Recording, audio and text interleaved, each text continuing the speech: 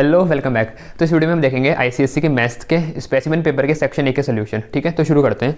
तो पहला क्वेश्चन है, आपको स्क्रीन पे दिख जाएगा क्वेश्चन है द पॉइंट 3,0, एक पॉइंट दे रखा है हमें 3,0 उसके कोऑर्डिनेट हैं, is invariant under reflection in, is invariant under reflection. देखो उसने बोला है कि जो ये पॉइंट 3,0 वो इनवेरिएंट होगा, वो कांस्टेंट होगा। इनवेरिएंट का मतलब कांस्टेंट, मतलब उसके कोऑर्डिनेट में कोई फर्क नहीं आना चाहिए अगर हम उसका रिफ्लेक्शन करते हैं। और चार ऑप्शन दे रखे हैं, एक है ओरिजिन, एक है एक्स एक्सिस, अगला है वाई एक्सिस और फोर्थ ऑप्शन है both X and Y axis, both X and Y axis. अब देखो मैंने बनाया कोऑर्डिनेट प्लेन। अब इसमें पॉइंट बनाएंगे 3,0, तो 3,0 दोनों पॉजिटिव है, ये ओरिजिन हो गया 0, ये हो गया 1, ये हुआ 2, ये हुआ 3। 3,0 तो मतलब एक्स एक्सिस की वैल्यू 3 और वाई की वैल्यू 0 होनी चाहिए। तो ये वाला पॉइंट है, यहाँ पर एक्स की वैल्यू 3 है और वाई की वैल्यू 0 है। ये वाई एक्सिस हो गया और ये हमारा एक्स हो गया, ये negative X negative Y axis. अब ये वाला पॉइंट है, अब मुझे बताओ मैं कौन सी एक्सिस पे इसका रिफ्लेक्शन करूँ कि इसके पॉइंट में कोई फर्क ना पड़े। देखो अगर मैं वाई एक्सिस पे करता हूँ रिफ्लेक्शन मतलब समझ लो वहाँ पर मिरर रखा हुआ है। ठीक है, तो वाई एक्सिस पर अगर मिरर रखा हुआ है तो इसका रिफ्लेक्शन ठीक यहाँ बनेगा, मतलब -1 -2 -3, तो यहाँ बनेगा इसका -3,0। तो इसमें तो चेंज आ गया, कॉन्स्टेंट नहीं है। दूसरा बोला एक्स एक्सिस। अब देखो ये है एक्स एक्सिस, ये अगर इसका रिफ्लेक्शन एक्स एक्सिस पे कर दूँ तो ये पॉइंट, मान लो यहाँ मैंने शीशा रखा हुआ तो ये पॉइंट एक्स एक्सिस पर है, तो इसकी इमेज भी तो वही बनेगी ना रिफ्लेक्शन के बाद। तो मतलब हमने देखा हाँ एक्स एक्सिस पर कोई फर्क नहीं पड़ रहा। ठीक है ना, समझ में आया ना भाई। एक्स एक्सिस ही अगर मिरर की तरह काम करेगा और मिरर पे रखा हुआ पॉइंट है तो उसका रिफ्लेक्शन वहीं पर ही बनेगा, इसलिए इसका आंसर है एक्स एक्सिस। ठीक है, ये हमारा पहला क्वेश्चन हो गया। अब अगला क्वेश्चन देखते हैं। सेकंड क्वेश्चन में बोला हुआ है in the given figure A B is a diameter. देखो एक सर्कल बना रखा है, देख लेते पहले। ये सर्कल है एक बना हुआ, इसमें बोला है ए बी एक डायमीटर है, ये रही ए बी, ये ए, ये बी, सेंटर से पास हो रही, सेंटर है हमारा ओ। ठीक है, एक यहाँ पर ये सी है और ये यहाँ से यहाँ लाइन यहाँ पर ज्वाइन हो रखी है, ये एंगल है हमारा एक्स और ये बीच का एंगल दे रखा है 55 डिग्री, 55 डिग्री, बस ये है। तुम्हें बोला हुआ है यहाँ पर A B is diameter of the circle with centre O if angle C O B equal to 55 degree. अगर एंगल सी ओ बी, ये दिख रहा है हमें सी ओ बी 55 डिग्री है। ठीक है, तो एक्स की वैल्यू बताओ, एक्स की वैल्यू बतानी है। अब देखो यहाँ पर आपने सर्कल की कुछ प्रॉपर्टी पढ़ी होंगी। ठीक है, चलो प्रॉपर्टी में आने से पहले यहाँ देखो, अगर मेरे को एक्स निकालना है तो एक ये ट्रायंगल है मेरा ना AOC नाम का, अगर मेरे को इसके दो एंगल पता चल गए तो तीसरा तो हम निकाल लेंगे ना। मतलब मेरे को जैसे जैसे अगर ये और ये मिल जाए, तीसरा तो आराम से निकाल लूँगा वो sum of angle of a triangle वाली प्रॉपर्टी से। तो पहला काम तो ये दो निकालना, दो में से एक तो आराम से निकल जाएगा। देखो ये एक स्ट्रेट लाइन है, AB is a straight line. ठीक है, तो स्ट्रेट लाइन में ये जो है हमारे ये angle on a straight line क्या होते हैं, सप्लीमेंट्री होते हैं। मतलब इसको और इसका सम 180 होना चाहिए ना। तो अगर ये 55 डिग्री है तो बताओ ये कितना होना चाहिए कि दोनों को मिला के 180 बने। 180 में से 55 माइनस करके देख लो, 180 में से 55 माइनस किया कितना आता है, 5 7 5 6 7 125। तो ये वाला 125 आना चाहिए। अब तुम्हें वहाँ वर्किंग नहीं करनी तो इसलिए वर्किंग करना है भी मत, ऐसे क्वेश्चन फटाफट सॉल्व करना चुटकियों में। ठीक है, तो इन दोनों का सम होता है 180, इसलिए 125 निकल के आया। 180 में से हमने 55 माइनस करके देख लिया, वो 125 आ गया, एक एंगल मिल गया। ये कैसे करके मिल जाए तो बात ही बन जाए हमारी। तो इसे कैसे निकालें, एंगल में आपने पढ़ा होगा प्रॉपर्टी होती है एंगल की कि angle subtended bye an arc at the centre is twice the angle subtended bye it on remaining part of the circle. देखो यहाँ क्या है, कोई सर्कल है ना, तो इस सर्कल का मैंने इतना टुकड़ा निकाल दिया, इसको बोलते हैं आर्क। मैंने कहीं और से निकाल दिया टुकड़ा, तो ये हो गया मेरा आर्क। मतलब पूरी सर्कल की सर्कमफ्रेंस का कोई छोटा पोर्शन हम बोलते हैं आर्क। तो यहाँ देखो जैसे ये है CB, ये मेरी एक आर्क है। इतने बड़े सर्कल की सर्कमफ्रेंस में से ये छोटा सा पोर्शन हमने निकाला, ये आर्क है। अब देखो CB ने एक एंगल बनाया सेंटर में 55 डिग्री, दिख रहा है ना, एक लाइन यहाँ से गई, एक लाइन यहाँ से गई और एंगल बन के सेंटर में 55 डिग्री। अब इसी CB ने एक एंगल कोने में भी बनाया, देखो ये एक लाइन निकली C से और एक B से और ये एंगल यहाँ जाके बना। ठीक है, अब थोड़ी देर पहले मैंने जो लाइन बोली थी फिर से सुनो, angle subtended bye an arc at the centre. अगर कोई आर्क सेंटर में एंगल बनाती है तो वो एंगल उसी आर्क के किसी और कोने में बनाए हुए एंगल के दुगना होता है। तो इसी आर्क ने एक कोने में एंगल बना रखा है, वो हमें नहीं पता, पर हमें इतना पता है कि ये वाला एंगल इसके दुगना होगा, सेंटर वाला एंगल इसके दुगना होगा, तो ये वाला एंगल सेंटर वाले के आधा होगा ना। आ रहा है ना बात समझ में। तो इसलिए यहाँ 55 है तो यहाँ हमारा आएगा इसका आधा, मतलब 27.5 डिग्री।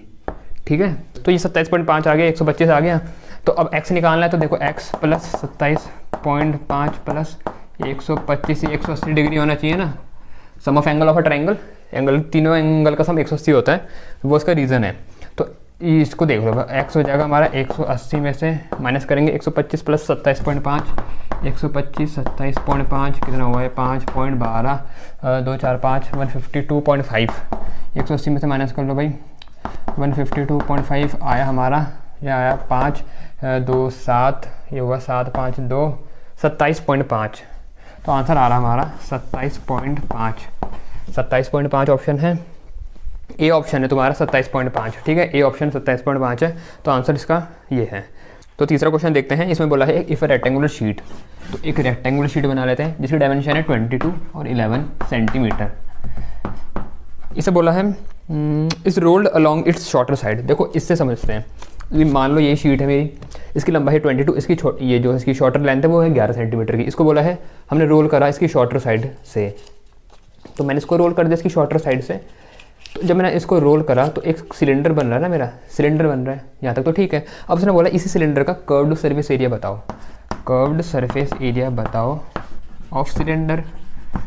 अब यहाँ देखो ज़रा, जैसे जब ये खुली भी थी तो इसका अगर मैं एरिया निकालूँ वो क्या होगा 22 × 11, ठीक है ना।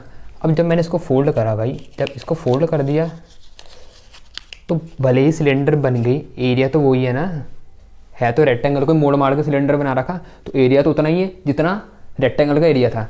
तो रेक्टेंगल का जो एरिया है, अब जो इसका एरिया है, अब क्योंकि सिलेंडर है तो इसका एरिया को हम बोलते हैं कर्व्ड सरफेस एरिया, कर्व हो गया ना सरफेस, तो इसका कर्व्ड सरफेस एरिया और रेक्टेंगल का एरिया एक ही तो हुआ। रेक्टेंगल था ऐसा, मोड़ के बना दिया सिलेंडर, अब सिलेंडर बना दिया तो अब कर्व्ड सरफेस एरिया बोलते हैं। तो भाई जो इसका कर्व्ड सरफेस एरिया है वो वही तो है जो हमारे रेक्टेंगल का एरिया था। तो रेक्टेंगल का एरिया क्या था 22 × 11, वही हमारा होगा curved surface area of cylinder. तो तुम्हें इसमें कुछ करना नहीं, इंटू करो, यह आ जाएगा 242 सेंटीमीटर स्क्वायर। और इसमें एक ऑप्शन है मेरे ख्याल से, ये डी ऑप्शन है। तो हो गया हमारा आंसर। अब फोर्थ वाले क्वेश्चन में आते हैं। फोर्थ वाले क्वेश्चन में बोला है the vertices of a triangle are ये that find the centroid. Fourth question में बोला है सेंट्रोइड फाइंड करना है। सेंट्रोइड, सेंट्रोइड पता है, जैसे मैंने एक ट्राइंगल बना रखा है ये, तो सेंट्रोइड वो पॉइंट होता है, जैसे यहाँ से मैंने लाइन खींची मीडियन, मीडियन बनाई यहाँ से, जिसको दो इक्वल पार्ट में डिवाइड करेगी। एक लाइन बने जिसको दो इक्वल पार्ट में डिवाइड करेगी, एक लाइन बने जो इसको दो इक्वल पार्ट में डिवाइड करेगी। तो जब ये तीनों लाइन जिस पॉइंट में मिलती हैं उस पॉइंट को हम बोलते हैं सेंट्रोइड। ठीक है, यहाँ तक बात क्लियर है। तो उस पॉइंट को हमें निकालना है। अब उस पॉइंट को निकालने के लिए इन्होंने तीन इसके हमें वर्टिसेस के कोऑर्डिनेट दे रखे थे। मैं मान लेता हूँ ये मेरा ट्राइंगल है, एक है 1,3, एक है 2,-4, 2,-4 और एक है हमारा -3,1, -3,1, ये हो गए। अब इन्होंने बोला है कोऑर्डिनेट पता करो सेंट्रोइड के। तो सेंट्रोइड का बहुत अच्छा सा इसका फॉर्मूला है सेंट्रोइड निकालने के लिए। तो सेंट्रोइड निकालना है तो मुझे क्या करना पड़ेगा, उसका अगर मेरे को x कोऑर्डिनेट निकालना है सेंट्रोइड का, तो तीनों x को जोड़ दो, x1 + x2 + x3 करके 3 से डिवाइड कर दो। y कोऑर्डिनेट निकालना है तो y1 + y2 + y3 करके 3 से डिवाइड कर दो। तो यहाँ देखो x मान लो तो ये x1 है तो -3 था, तो -3 में 1 को जोड़ूंगा -2 में 2 को जोड़ूंगा तो 0 को 3 से डिवाइड करो। समझदार हो, क्या आएगा पता है। ऐसे ही y1 + y2 + y3, तो y1 है 1 में 3 ऐड करो 4 होता है, 4 में 4 माइनस कर दो 0/3। तो मेरे सेंट्रोइड क्या आ रहा 0,0।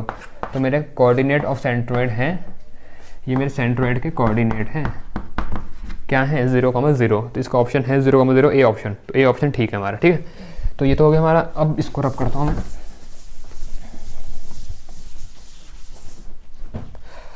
वो अगला है हमारा 5th क्वेश्चन। ये ट्रिग्नोमेट्री का आ रखा है यहाँ पर, tan थीटा √1 - sin² थीटा। इसकी हमें वैल्यू बतानी है और वैल्यू है 4 में से कोई एक, cos theta, sin theta, tan theta और cot थीटा। देखो यहाँ पर देखो, इसे शुरू कैसे करेंगे भाई। tan थीटा ये थोड़ा सिंप्लीफाइड है तो इसे छेड़ना क्यों, ये है ना थोड़ा √ इसमें, तो देखते हैं क्या ये सिंप्लीफाई हो सकता है। तो tan थीटा को तो मैंने ऐसे लिखा। अब देखो हमने एक आइडेंटिटी पढ़ी थी, तुमने पढ़ी होगी ये वाली, sin² थीटा + cos² थीटा = 1। सबने पढ़ी है। तो उसमें तो दो चीज़ें हमें यहाँ पर दिख रही है, 1 आ रहा है और साइन स्क्वायर थीटा आ रहा है, 1 यहाँ भी है, साइन स्क्वायर थीटा यहाँ पर भी है। तो भाई क्यों ना इसको उठा के माने जा लें, तो ऐसा बन जाएगा 1 माइनस साइन स्क्वायर थीटा, इसको उठा के वहाँ फेंका तो 1 माइनस साइन स्क्वायर थीटा हो गया, और इधर रह गया कॉस स्क्वायर थीटा, ये अकेला रह गया बेचारा। तो हमें यहाँ दिख रहा है कि 1 माइनस साइन स्क्वायर थीटा को मैं कॉस स्क्वायर थीटा लिख सकता हूँ। तो 1 माइनस साइन स्क्वायर थीटा को क्यों ना यहाँ पर हम कॉस स्क्वायर थीटा लिख दें, तो अंडर रूट तो वैसे ही रहेगा, ये बन गया कॉस स्क्वायर थीटा। ठीक है, ये हमारी आइडेंटिटी थी। अब देखो इसको टेन थीटा ऐसी रहा।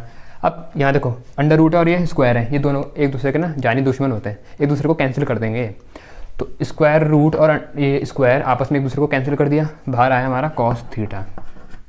ठीक है, लेकिन ऐसा तो हमारा कोई ऑप्शन है ही नहीं, अब हमें मतलब उसको और सॉल्व करना पड़ेगा।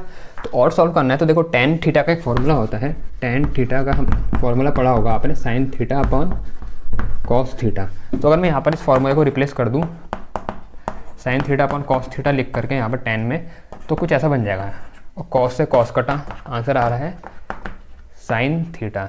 ठीक है, तो इसका सही आंसर है साइन थीटा, हमारा ऑप्शन है ये वाला बी।